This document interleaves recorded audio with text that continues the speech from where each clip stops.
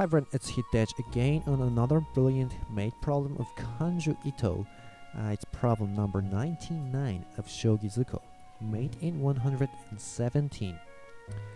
This problem is famous for being the first complete smoke mate. In other words, this problem has this starting position with all the 39 pieces deployed on the board, and more importantly, its ending position, you're going to see at the end of this video, is formed by only 3 pieces. The other 36 pieces will go to the king size piece stand. So that's why we call it a smoke mate, as in smoke vanishing into the air. And I think making a complete smoke mate problem is much harder than it sounds. The fact that Kanju achieved this first complete smoke mate as early as in 18th century is marvelous. And not only being the first complete smoke mate, this problem has lots of brilliant and cool moves in it, such as really deliberate preparation moves that are really difficult to find, which has given itself the reputation of a god's work. Alright, so let's start seeing those moves. Alright, so the first move is promoted pawn sacrifice to 8a, as it's the only check we have here. So king will take it. Oh, and the king basically can't move to this way, to 9b, because if he does so, the horse can take this rook, and you see, it's a simple checkmate from rook drop. So in the second move, the king will take the promoted pawn, of course, and in the third move, you have to promote the lance here. And if you make a check with this promoted pawn here, it won't be a mate. You see, even if you sack this promoted pawn, it's no mate. So here you promote the lance and king 9a. Oh, again, the king can't move to 9b, for instance. The horse can take the rook, and you drop the rook to here, and this time the king can go to this way. You see, it's still a simple checkmate. So when you promoted the lance, the king will go to 9a, of course. And what are you going to do from here? Well, there's only one move you can make here. You sack this promoted lance again, so king takes it. And you see, this is why you had to promote the lance first, because now you can move this promoted pawn to 7b. So king 9a, yes. And then finally, you can sacrifice this promoted pawn in the b rank. So here the king will now have to come over to the b rank. Alright, now it seems now it's time for you to take this rook by the horse. Well, actually it's not time for that yet, because now some of your pieces that were on the board here in this area are now gone. So if you simply drop a rook to here, it's no mate by this move. And you can drop it from here, because now the king can't go back to the b rank, because you have this checkmate. But in this case, the king can go to 9d, and actually after rook promotion, this is not a mate. So actually we're seeing the first important position here. You have to find some key moves here, and that is instead of taking the rook here, you keep checking by these promoted pawns. So after king 9a, well, you have only this move. You have to sacrifice that one too. So king takes, well, but not yet. You can't take the rook here. It ends up in no mate. Interestingly, you have to sacrifice another promoted pawn again here. Oh, well, if he takes with the rook, it's a simple mate. Lance takes it.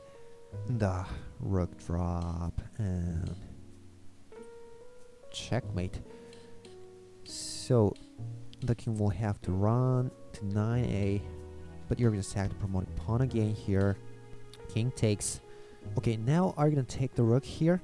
Well, interestingly enough, not yet. Taking the rook here will end up in no mate. So what we're going to do here is you promote the lance here to 9b, and then after the king goes to 9a, you sacrifice that, promoting lance again to 8b, and let the king take it again. And actually, this is where you're going to take the rook with the horse. So what you did in those moves is you have eliminated a promoted pawn that was here, and also you've eliminated the lance that was here. And you have to eliminate these two pieces before you take the rook to mate this king. And you're going to see why. Oh, and by the way, from this position, you made a check with this promoted pawn first. And you can't try to eliminate this lance first. Oh, it doesn't matter if it's 7b or c. After this position, you can make a check with this promoted pawn, right? So you don't have alternative solutions here. It has to be only this sequence: promoted pawn first, and then the lance. Alright, after you've eliminated these two pieces, now you can take the rook. King takes, so rook to 7c, king goes up to 9d. So rook promotes, king takes the pawn. And here you're going to see a brilliant sacrifice. It's dragon to 8d, taking the pawn, so king will have to take it. Now this is where you see the reason why we had to eliminate the promoted pawn that was here, because now you're going to bring another dragon to 5d, making this powerful check. Right, now the king will take this knight on 9e. Oh well, if the king goes back to the c rank, say to 9c, then dragon check, and the best king side can do is well, this was a checkmate, like that. And so maybe he'll go to this way, but knight's promotion. Well, it's simple. Let's see a checkmate. And if it's 7c, dragon check, and well, it's simple. So after you made this powerful dragon check, the king will go to 9e. So here you drop a lance and clear off some of the pieces here. King takes. Oh, the king cannot run here. It's gonna be pretty long moves, but you move this gold and bring the promoted pawn to here. Well, it's a brilliant sacrifice, and then you bring this dragon to here. So now the king will have to take this pawn, so a dragon check, and the rest is a simple pawn drop, silver drop, and silver promotion, checkmate. So the king will have to take the pawn at this position.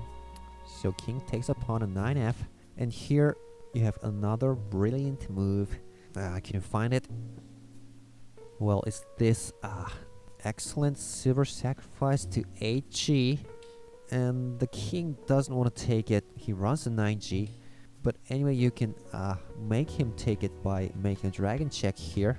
So he's gonna have to take the silver anyway, so you'll be able to make this dragon check here. So king takes the knight, dragon check, taking the silver, king takes the gold, you drop a silver, king 5h, and this is where you see another cool move.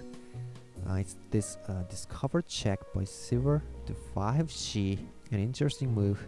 The king will have to take this promoted pawn on 4g, and here you take the gold with the promoted pawn, and if he takes it with the promoted pawn here, it's earlier made with this move, dragon check, and then well, you see this really good move sequence starting from this sacrifice here, and then you can take this promoted pawn, so you can keep taking pieces with the dragon here, and you see finally gold drop, king runs, but dragon check, and you see it's nice checkmate here. So actually, at this position here, the king side can take the promoted pawn here. So he moves the king over to 5g, taking silver. Okay, now the next move here is you drop that gold to 5f, trying to clear off the pieces, and you'll have to take it with promoted pawn backward, so that the king can only go to 6g. And now, here comes one of the most interesting part in this problem, because the next move is this brilliant sacrifice, silver to 7f. And notice that we have eliminated a lance that was originally here, and the objective of which is to make this wonderful silver sack to 7f here. So it was a really deliberate move.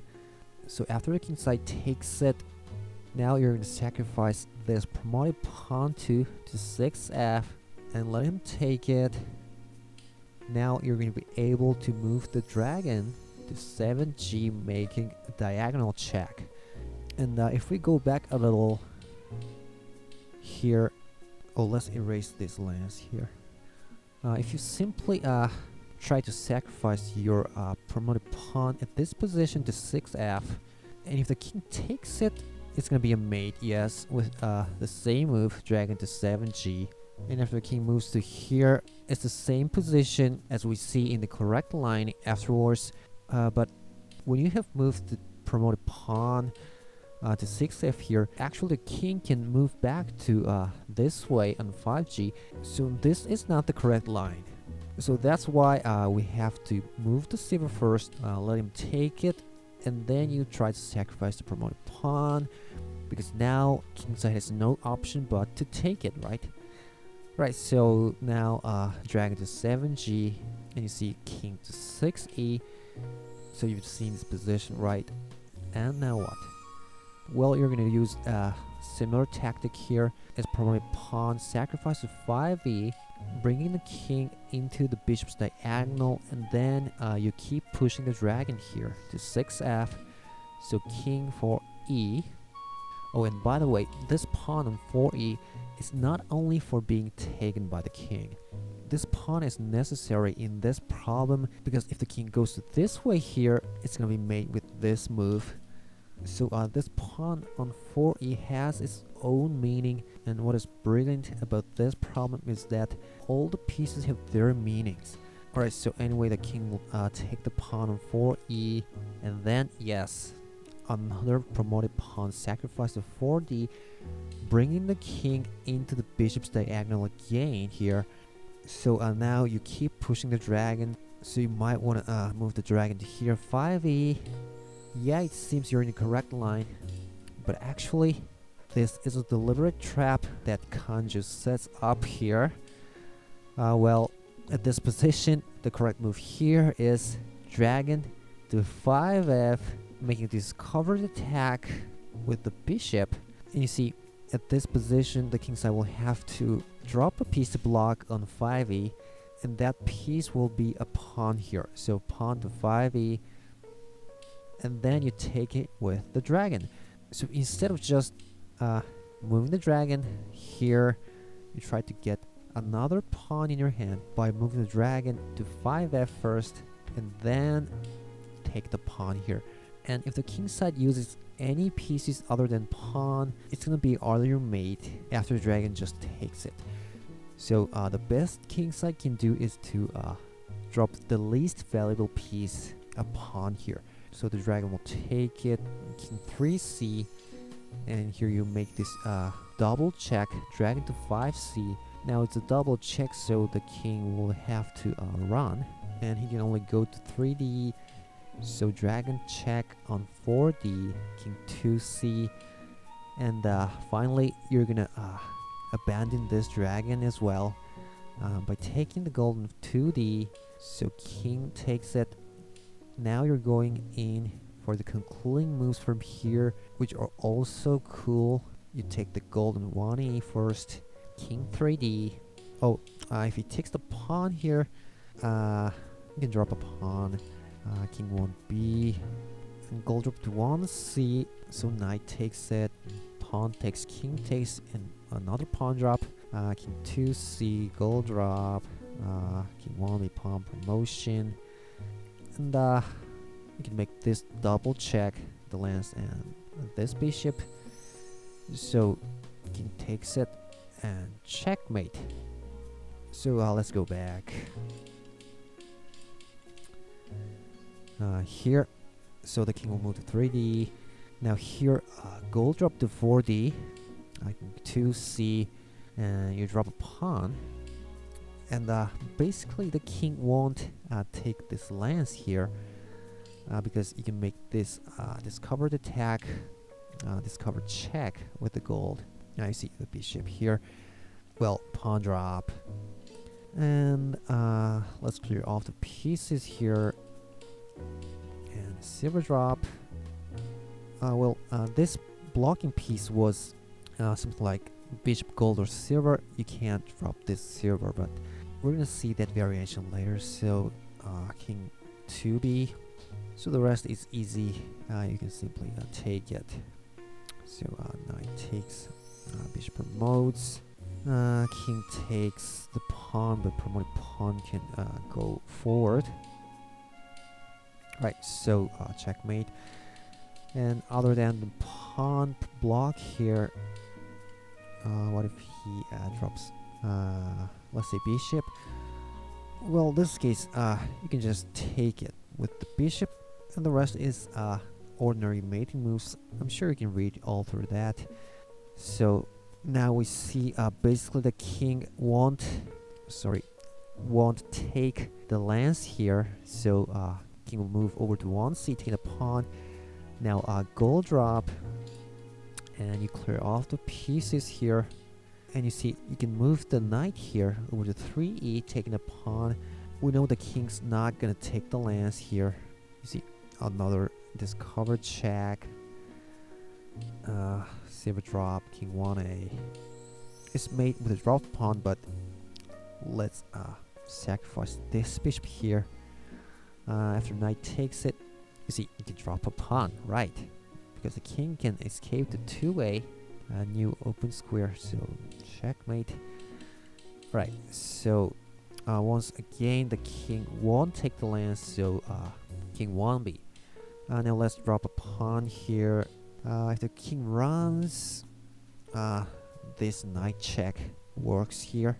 After king takes it, let's drop a silver here. King takes the pawn. The promoted pawn approaches. King runs. Another pawn drop. Knight takes. And let's abandon this silver here. Gold goes in. And checkmate. So the king cannot run here when you have dropped a pawn. Okay, now what if he takes it with a knight? Well, in this case, you can sacrifice this knight here. Pretty cool. And gold goes in. So after that, silver drop, king runs, but lance, sack, and checkmate. Simple. And we know the king doesn't want to take this lance here. So the correct line here is to take the pawn. So another pawn drop. Okay, once again, the king can't take this lance. Discovered attack, pawn block. Let's just take it here. And pawn sack. And silver drop. Well, the rest is a simple checkmate. Okay, so I'm showing you too many variations here. Sorry about that. So here the king will have to run to 1b. So silver drop. So let's clear off the pieces here. And finally this brilliant knight sack. King takes it and gold goes in. King 1b. But you drop a pawn and let him come over to 1c, and then you drop this knight to 2e, a critical drop. So king 1b, and here you're gonna sacrifice this gold 2 to 2c, And you see that finally the bishop can come over to 3c, becoming a powerful horse here. So king 1b. Okay, now we have only 5 pieces here, and one of which will disappear here by this knight sack to 1c. After king takes, my pawn goes in, king runs, goes in again, king runs, and finally you sack this lance, king captures it.